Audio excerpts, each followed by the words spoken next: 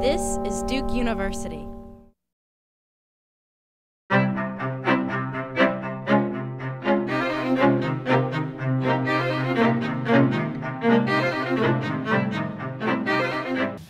I did come up in a world where people sang history all the time. The civil rights songs, the church songs, while my mother was in the kitchen, when somebody was out on the porch in summertime, there was a song in our hearts. There were always songs. That's what I wanted to do with poetry.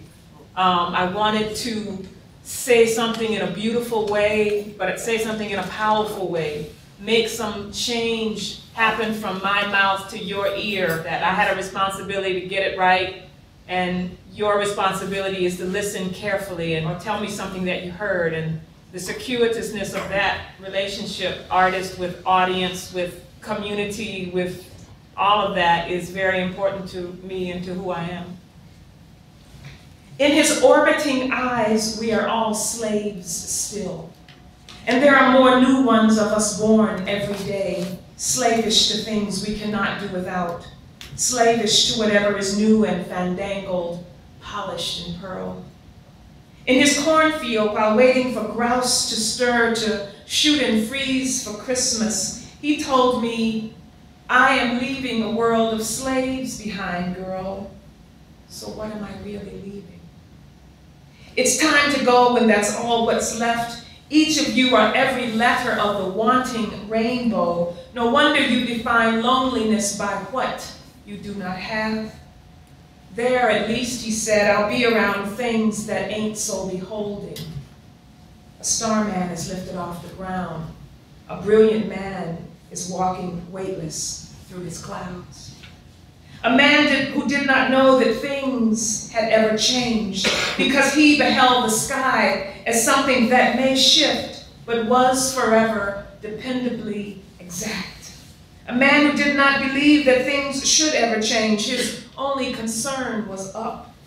His channel was the shifting sky and the always ground. He found scripture in the tissue-thin pages of the almanac. A man who did not want to know the answer to it all, who liked it the old way, just fine. In college, he makes a slow Viet Cong dip and dive, a move known in rescue as the observation pass. The roof is surrounded by broken levee water. The people are dark but not broken, starving, abandoned, dehydrated, brown and cumulus, but not broken. The 400-year-old anniversary of observation begins again. Eeny, meeny, miny, mo, catch up. The woman with pom-pom legs waves her uneven homemade sign. It says, please, help, please.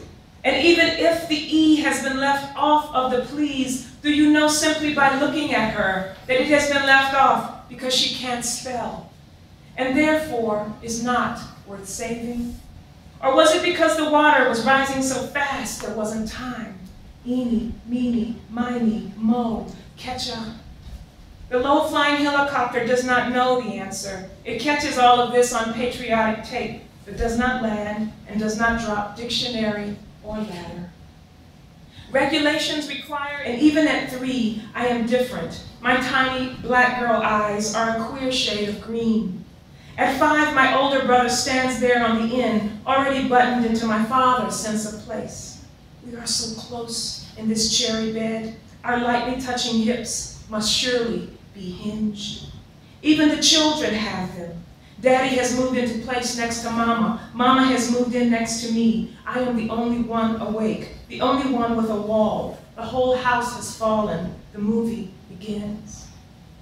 Uncle Billy is just home from Vietnam. He is the baby. In the ruddy speckled flicker, he stands before us with a new camera that the war bought for him.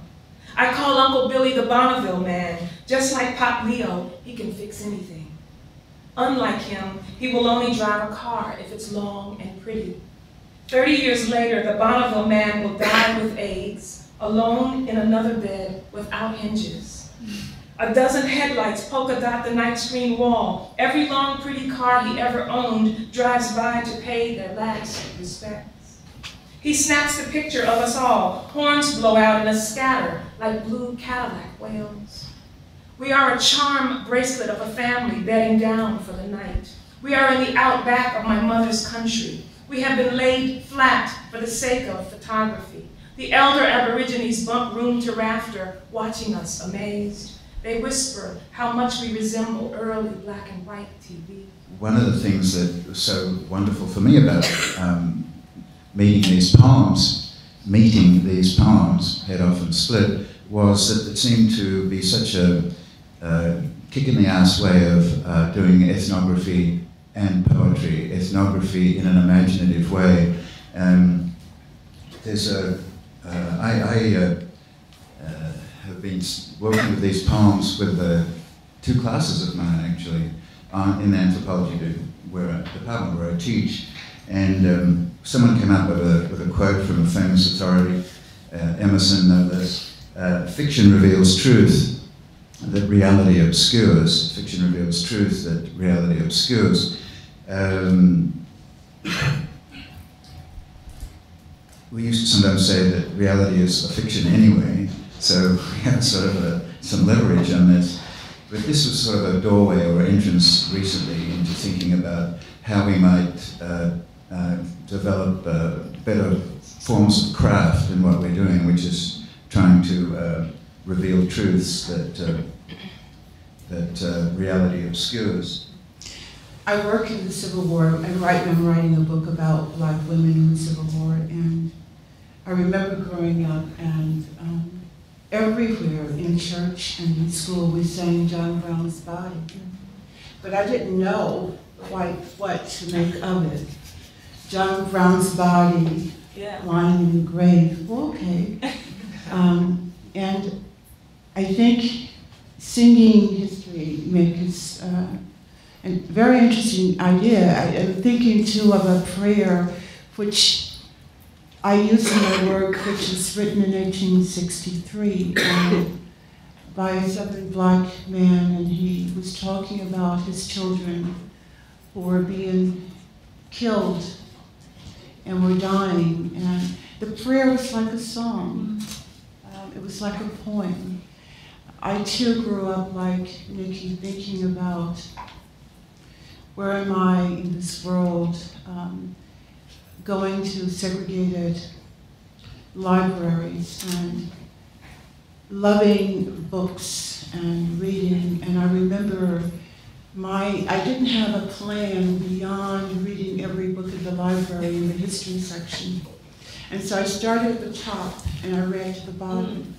The problem was that most of the books were in European history, but it didn't matter, I was reading. And so there's something about language and words and knowledge, and maybe it's because we were forbidden to read and write by law.